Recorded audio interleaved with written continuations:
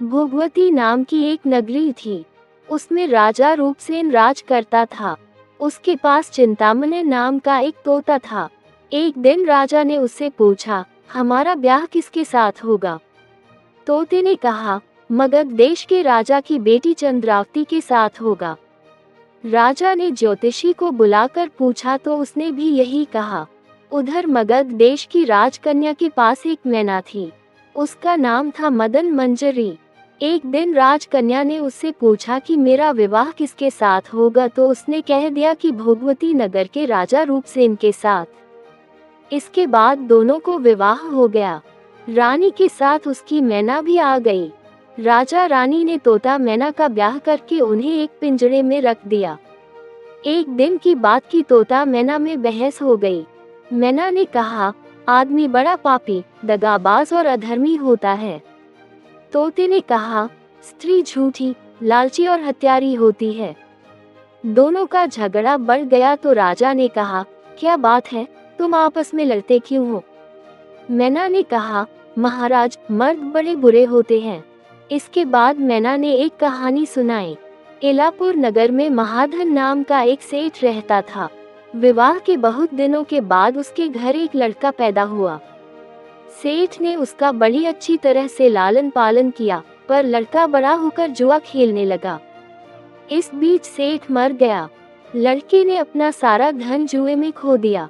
जब पास में कुछ न बचा तो वह नगर छोड़कर चंद्रपुरी नामक नगरी में जा पहुंचा। वहां हेमगुप्त नाम का साहूकार रहता था। उसके पास जाकर उसने अपने पिता का परिचय दिया और कहा कि मैं जहाज लेकर सौदागरी करने गया था। माल बेचा, धन कमाया, लेकिन लौटते में समुद्र में ऐसा तूफान आया कि जहाज डूब गया और मैं जैसे तैसे बचकर यहाँ आ गया। उस सेठ के एक लड़की थी रत्नावती। सेठ को बड़ी खुशी हुई कि घर बैठे इतना अच्छा लड़का मिल गया। उसने उस लड़के को अपने घर में रख लिया और कुछ दिन बाद अपनी लड़की से उसका ब्याह कर दिया। दोनों वहीं रहने लगे। अंत में एक दिन वहां से विदा हुए। सेठ ने बहुत सा धन दिया और एक दासी को उनके साथ भेज दिया। रास्ते में एक जंगल पड़ता था। वहां आकर लड़के ने स्त्री से कहा, यहाँ बहुत डर है, तुम अपने गहने उतार कर मेरी कमर में बांध दो। लड़की ने ऐसा ही किया। इसके बाद लड़के ने कहारों को धन देकर डोले को वापस करा दिया और दासी को मारकर कुएं में डाल दिया। फिर स्त्री को भी कुएं में पटक कर आगे बढ़ गया। स्त्री रोने लगी। एक मुसाफिर उधर जा रहा था। जंगल में रोने की आवाज सुनकर वह वहां आया, उसे कुएं से निकालकर उसके घर पहुंचा दिया। स्त्री ने घर जाकर माँ बाप से कह दिया कि रास्ते में चोरों ने हमारे गहने छीन लिए और दासी को मारकर मुझे कुएं में धकेलकर भाग गए। बाप ने उसे ढाढ़स बंधाया और कहा कि तू चिंता मत कर, तेरा स्वामी जीवित होगा और किसी दिन आ जाएगा। उधर वह लड़का जेवर लेकर शहर पहुंचा। उसे तो जुए की लत लगी थी। वह सारे गहने जुए में हार गया। उसकी बुरी हालत हुई तो वह ये बहाना बनाकर कि उसके लड़का हुआ है, फिर अपनी ससुराल चला। वहां पहुंचते ही सबसे पहले उसकी स्त्री मिली। वह बड़ी खुश हुई। उसने पति से कहा, आप कोई चिंता न करें, मैंने यहाँ आकर दूसरी ही बात कही है। जो कहा था वह उसने बता दिया। सेठ अपने जमाई से मिलकर बड़े प्रसन्न हुए और उन्होंने उसे बड़ी अच्छी तरह से घर में रखा। कुछ दिन बाद एक रोज जब वह लड़की गहने पहने सो रही थी, उसने चुपचाप छुरी से उसे मार डाला और उसके गहने लेकर चंपत हो गया। मैना बोली, महाराज, ये सब मैंने अपनी आंखों से देखा। ऐसा पापी होता है आदमी। राजा ने तोते से कहा, अब तुम बताओ कि स्त्री क्यों बुरी होती है। इस पर तोते ने ये कहानी सुनाई। कंचनपुर में सागरदत्त नाम का एक सेठ रहता था। उसके श्रीदत्त नाम का एक लड़का था। वहां से कुछ दूर पर एक और नगर था, श्री विजयपुर। उसमें सोमदत्त नाम का सेठ रहता था। उसके एक लड़की थी, वह श्रीदत्त को ब्याही थी।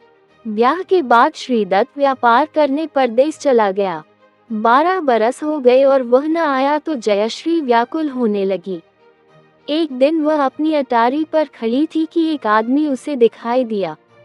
उसे देखते ही वह उस पर मोहित हो गई। उसने उसे अपनी सखी के घर बुलवा लिया। रात होते ही वह उस सखी के घर चली जाती और रात भर वहां रहकर दिन निकलने से पहले ही लौट आती। इस तरह बहुत दिन बीत गए। इस बीच एक दिन उसका पति परदेश से लौट आया। स्त्री बड़ी दुखी हुई, अब वह क्या करे। पति हारा थका था। जल्दी ही उसकी आंख लग गई और स्त्री उठकर अपने दोस्त के पास चल दी। रास्ते में एक चोर खड़ा था। वह देखने लगा कि स्त्री कहाँ जाती है। धीरे धीरे वह सहेली के मकान पर पहुंची। चोर भी पीछे पीछे गया।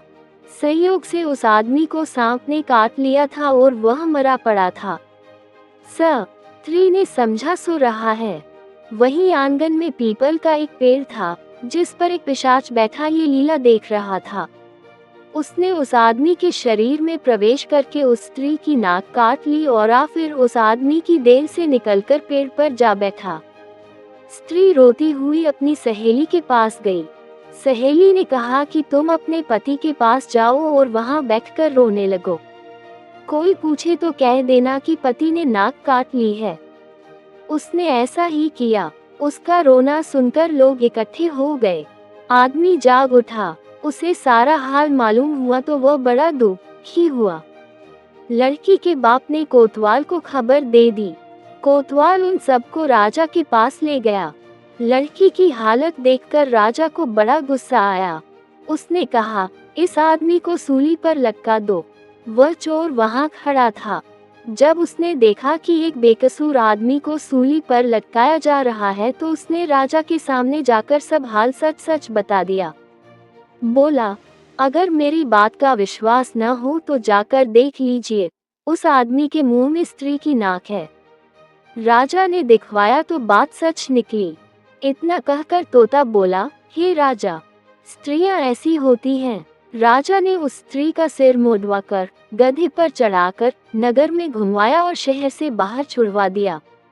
ये कहानी सुनाकर बेताल बोला, राजा बताओ कि दोनों में ज्यादा पापी कौन है। राजा ने कहा, स्त्री। बेताल ने पूछा, कैसे। राजा ने कहा, मर्द कैसा ही दुष्ट हो, उसे धर्म का थोड़ा बहुत विचार रहता ही है। स्त्री को नहीं रहता, इसलिए वह अधिक पापिन है। राजा के इतना कहते ही बेताल फिर पेड़ पर जा लटका। राजा लौटकर गया और उसे पकड़ कर लाया। रास्ते में बेताल ने 5वीं कहानी सुनाई।